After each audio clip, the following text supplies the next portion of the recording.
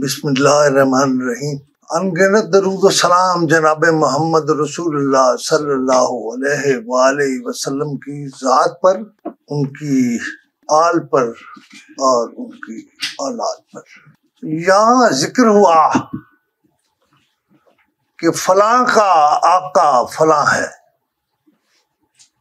मैं तो एक ही आका को जानता हूँ और वो मोहम्मद रसूलुल्लाह है। लिहाजा मेरे साथ लड़ने वाले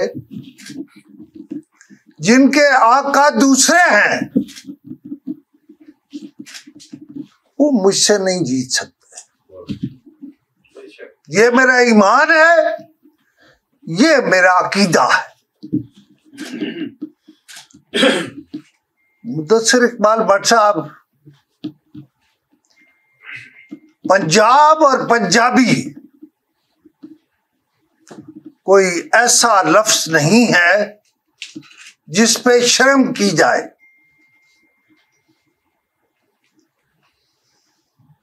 अब जिस जमात का इक़्तिदार आने वाला है या प्लान कर लिया गया है,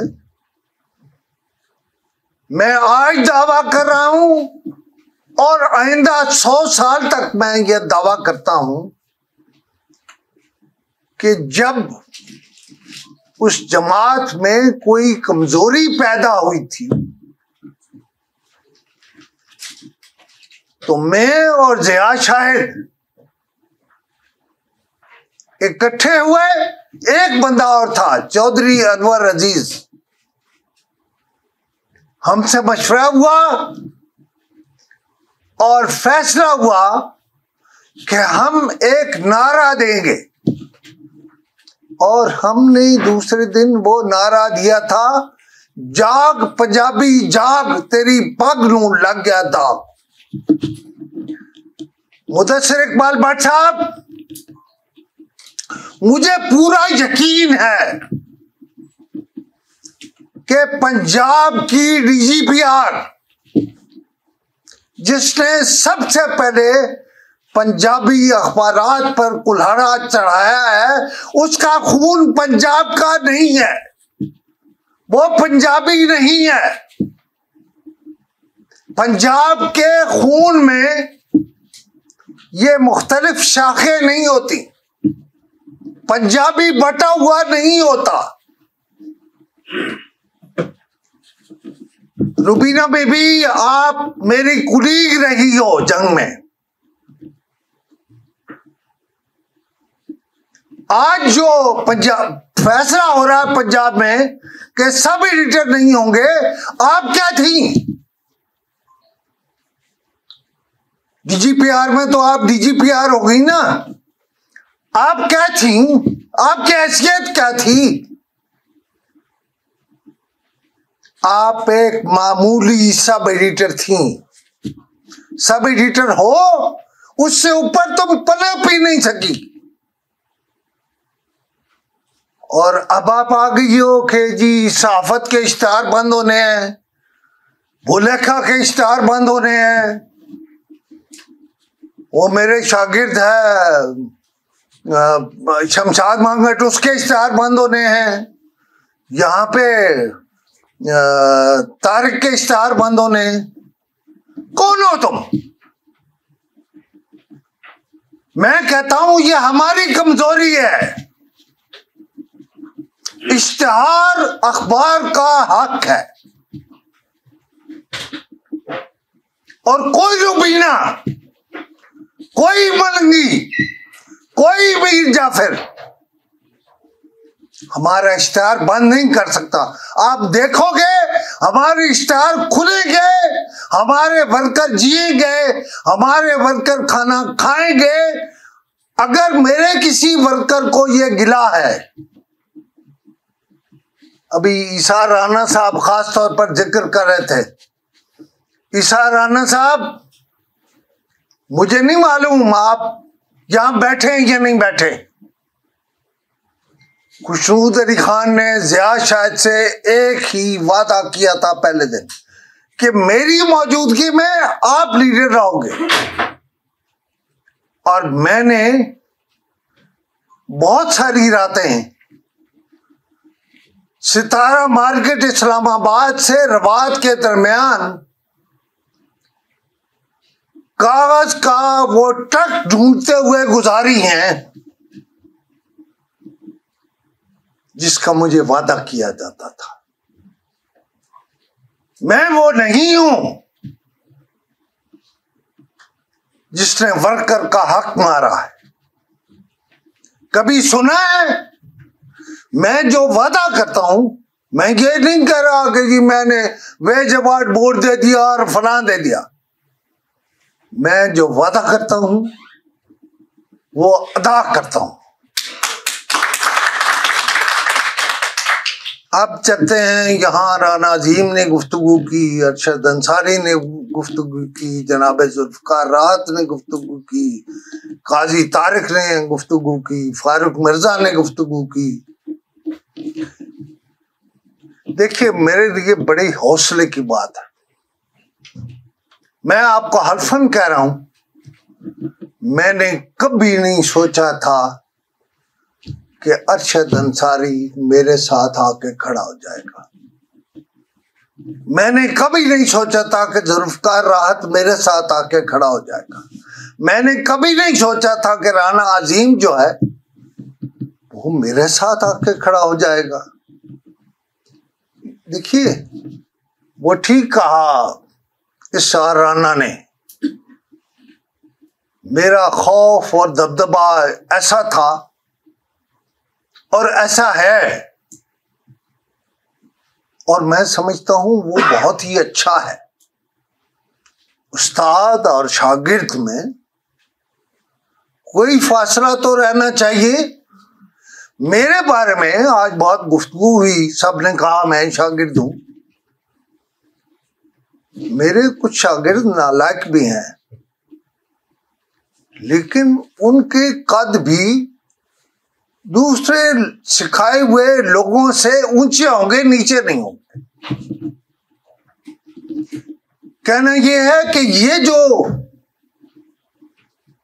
पीएओ हो जी, मैं तारिक खान हूं, और मैं आ गया ना सरहद में, पख्तूनख्वा में खान भी नहीं रहोगे। ये इश्तिहार तुम्हारे बाप के नहीं है, ये पाकिस्तान के अवाम के पैसे से मिलने वाले इश्तिहारात हैं। 3 बच्चे मेरे बेरस रहे हैं। मैंने कोई दरखास्त दी है किसी अदालत में? इसलिए कि मुझे मालूम है कि अदालतें क्या कर रही हैं। मेरा तो सवाल ही और है, लड़ाई ही और है। यहां मलंगी की बात हो रही थी, मलंगी ये बताए आए, वो लोग कहते हैं ना मुझसे मुनाजा करे, आए मेरे सामने बैठे, मैं तहरीरी सबूत पेश करता हूं कि मलंगी पाकिस्तान तोड़ना चाहता है। आमिर मीर पाकिस्तान मुखालिफ है, पाकिस्तान तोड़ना चाहता है, चीजें रिकॉर्ड पर हैं। मैं फौजी का बेटा हूं, फौजियों की सारी जिंदगी मैंने, सारी जिंदगी बगैर किसी शर्त के उनका साथ दिया है। लेकिन मुझे वो फौज बताए कि कौन लाया मलंगी को, कौन लाया आमिर मीर को। अगर पाकिस्तान को तोड़ने वाले या पाकिस्तान मुखालिफ, हमें तो यही बताया गया था कि जी ये नजम सेठी जो है ये मुसल्लह जदोजहद करता रहा उधर बलूचिस्तान में। आप उसे पकड़ के पंजाब का चीफ मिनिस्टर ले आए। ये कौन सा मेयार है, ये कौन सा पाकिस्तान है कि उसके मुखालिफ सूबा के चीफ मिनिस्टर बनेंगे? मेरा ये झगड़ा है। इश्तिहार मैं कह रहा हूं कि अगर मैं अदालत चला जाऊंगा, आज मुझे कल फोन किया है KPNS के नाम नहाद ओहदेदार ने और कहा खुशबू साहब आप बाज ही नहीं आते, आप रोजाना कोई नया काम डाल देते हैं। एपीएनएस वालों, मैं उस एपीएनएस का हिस्सा हूं। जो जंग के इश्तेहार बंद हो तो कैंप लग जाते हैं, जो डान के इश्तेहार हो तो कैंप लग जाते हैं। पहले नवाब भी उसमें था, अब नवाब वक्त उसमें नहीं है। एपीएनएस सिर्फ 2 अखबारात के तहफ़्फ़ुज़ के लिए है, एक जंग और दूसरा डान। आप में से किसी ने शायद यहां कहा कि खुशबू साहब वहां उनका, हाँ भट्ट साहब ने वहां हिस्सा होता है। भट्ट साहब किसी दिन का, किसी इजलास का, किसी इजलास की रिपोर्ट मंगवाए, किसी इजलास की, अगर खुशबू अली खान ने वहां की बात न की हो तो मेरा मुंह काला करके शहर में फिराइएगा। मैं तो अभी बोल रहा हूं, मैं तो अभी कह रहा हूं कि ये एपीएनएस सिर्फ 2 अखबारात के मफादात की तंजीम है। मुझे कहते हैं जी वो सीपीएनई का दूसरा ग्रुप। पहली बात तो यह है कि मुझे कोई तकलीफ नहीं है 10 ग्रुप हो जो अखबार के कारकुनों और अखबारात के लिए जदोजहद कर रहा है, किसी नाम से कर रहा है, करे, मुझे क्या तकलीफ है। मेरे साथ 10 लोग हैं, उसके साथ भी 10 होंगे। बुनियादी बात जो मुझे कहनी है वो ये कि आप अगर मेरा फोन आज भी खोलें ना तो मुझे मालूम है कि 6 अखबार कौन से हैं जिनको आज 500-600 सेंटीमीटर गए होंगे। मैं सेंटीमीटरों के लिए नहीं मार रहा, मेरा मामला यह है कि बताया भी अखबार ने कि खान साहब कहते थे कोई मुतबादिल ढूंढो। मैं हर्फ उठाता हूं, मैंने कोई मुतबादिल नहीं ढूंढा। मैं कल भी अखबार नवीस था, आज भी अखबार नवीस हूं और मैं मरूंगा भी अखबार नवीस। ये मलंगी ये आए और चले गए। मुझे आज भी वो दिन याद है, इस शहर का एयरपोर्ट था और खावर नईम हाशमी को उठा लिया गया था। मैं जंग का चीफ रिपोर्टर था। खावर नईम हाशमी मेरे भाई खलील मलिक के कुलीग रहे मसावात में। हमारी तकसीम थी सुर्खे और सब्जे की। मैं सब्जा था और खावर नईम सुर्खा था। मैंने जनरल मोहम्मद ज़ियाउल हक को कहा, ज़ियाउल हक साहब इतने दिन से खाबर को उठा लिया है। उन्होंने मेरी बात सुनी अनसुनी कर दी। फिर मैंने उनसे कहा कि उसके पास और कपड़े नहीं हैं। तो वो जाते जाते रुके और मुझे कहा कि खुशनूद साहब उनके कपड़े पहुंचा दीजिएगा। वो ज़ियाउल हक जिसके पास सारी कुव्वतें थी, सारी ताकतें थी, और मैं सब्जा था और सुर्खों का मुखालिफ था।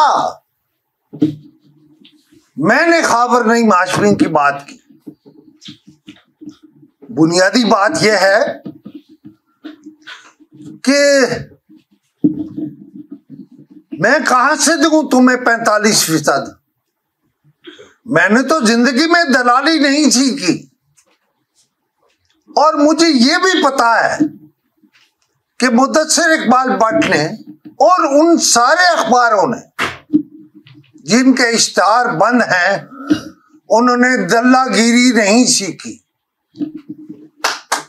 तारिक खान याद रखो, कल परसों तुमने मुझे पैगाम भिजवाया है कि मैं तो PIO रहूंगा।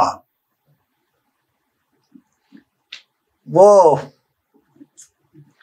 एक दिन शेख रशीद ने, मैं तंग करता था तो पॉलिटिकल कारकुन था, उसने अपनी तकरीर में मुझे कहा, जा छोड़ दिया हाफिज कुरान समझकर। मैं भी तुम्हें छोड़ रहा हूं अभी। तुम हाफिज कुरान तो नहीं हो ना, लेकिन मैं छोड़ रहा हूं। 8 फरवरी के इंतखाबात हो जाने दो, बात 9 फरवरी को करेंगे। और तुझे भी मालूम होगा कि तू पक्का PIO या कच्चा। इस मुल्क में जिन लोगों की मताए कलम बाकी है, उनकी मताए कलम कोई नहीं छीन सकता। उनकी मताए कलम रहेगी। खुदा का शुक्र करो कि मेरी आवाज उस तरह की नहीं जैसे पहले थी, वरना तुझे इस्लामाबाद दफ्तर में बैठे हुए भी आवाज आती। और रुबीना साहिबा, आप सिर्फ हमारा पैसा नहीं खा रही, इस हुकूमत का पैसा। तुम्हारी बेटी जो है, क्या वो DGP आ रहा है? वो गाड़ी का एक्सीडेंट करती है, करोड़ों की गाड़ी को जीरो कर देती है। तुम कहते हो मैंने ठीक करा दी है। क्यों? गाड़ी वापस दोगी तुम, ये याद रखना, तुम वापस दोगी। और ये जो 45% ले रहा है, नासिर ले रहा है, नासिर नाम का बंदा, ये जो तूने 5 रीएम्प्लॉय किए हैं, सब मुझे मालूम है क्या धंधा है। हम कोई कंजेर और दलाल नहीं है कि दलाली के पैसे दें। ये सब जाएंगे और ये सब अंदर जाएंगे। आपको अंदाजा नहीं, आप पे नहीं हो सकता। खुद ही ठेकेदार बनी हुई है, खुद ही दरखास्त दे रही है। मैं कंप्लेनेंट हूं। किस चीज की कंप्लेनेंट हो तुम? मैंने आज शायद बहुत सी बातें करनी थी, लेकिन मैं वो बातें उधार छोड़ रहा हूं। अभी फैसलाबाद में हम शायद 2-4 दिनों में एक कन्वेंशन कर रहे हैं। मैं आपको एक और बात बताऊं जो बहुत कम लोग जानते हैं। ये जो मताहे लोहो कलम है,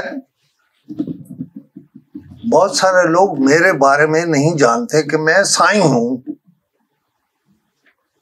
चिश्तियों में और साबरियों में जो गद्दी नशीन होते हैं वो साईं होते हैं।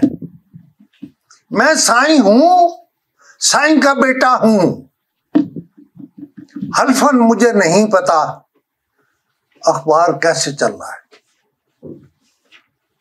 लाहौर मैंने एक वर्का कर दिया एहतजाजन, पैसे हैं मेरे पास, लेकिन अवैस यहां अखबार निकालता है।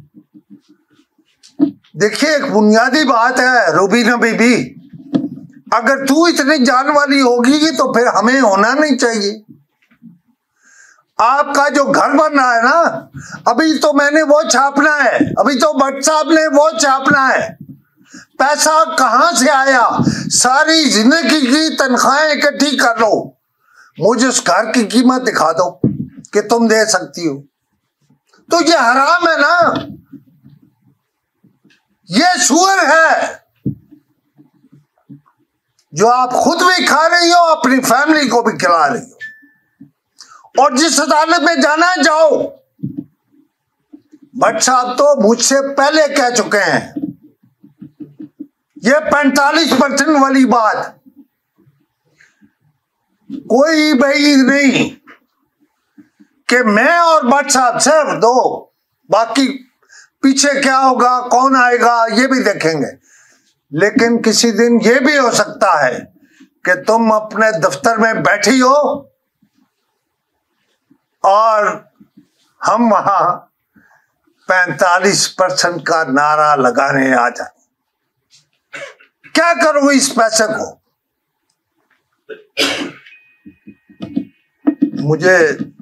मैं बोलता रहूं तो शाम तक बोलता रहूंगा। फारूक मिर्जा साहब, आपका शुक्रिया, आप अमेरिका से आए, मेरे साथ हो लिए, लेकिन आज पहली मर्तबा मुझे यहाँ आकर एहसास हुआ को और अपनी गलती का एहसास हुआ। इसका मैंने इस्लामाबाद भी जिक्र किया। मैं आमतौर पर अपने शागिर्दों से दूर रहता हूं, उनसे हाथ भी सही नहीं मिलाता, लेकिन अब ना सिर्फ हाथ मिलाऊंगा बल्कि उनके साथ बैठा करूंगा। और ये इसलिए नहीं कि इश्तिहार बांधे, नो, उनके साथ बैठूंगा, उनसे दुख सुख की बातें करूंगा। और रुबीना बेबी,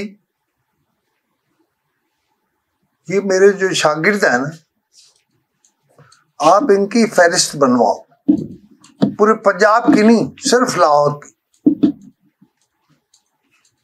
फिर आपको एहसास होगा कि मेरी कुव्वत क्या है।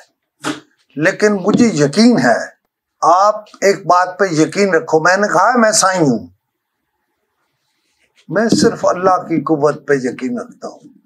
मैं समझता हूं बाकी सारी कुव्वतें हेज है, लेकिन मैं इस हुकूमत को, ये हुकूमत कितने दिन रह गए?